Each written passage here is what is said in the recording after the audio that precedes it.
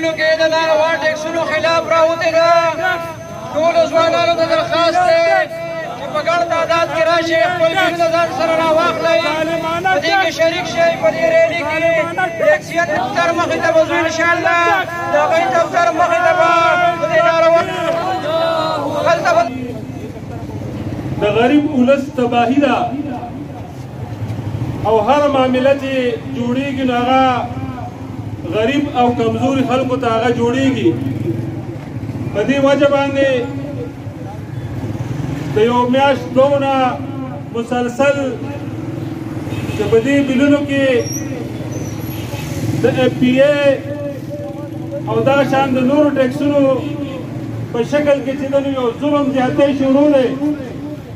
د هغې خلاف جماعت اسلامي راوتې ده.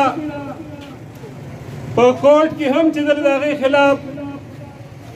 په بازار او په دفتر کې هم د هغې خلاف، په کراچۍ کې، په لاهور کې، په پېښور کې، په صوابۍ کې، په هر ضلعي هیډ کوارټر کې د اف پی ای خلاف جماعت اسلامي مظاهرې وکړي او په دغه حواله باندې وابدا مجبوره شوې ده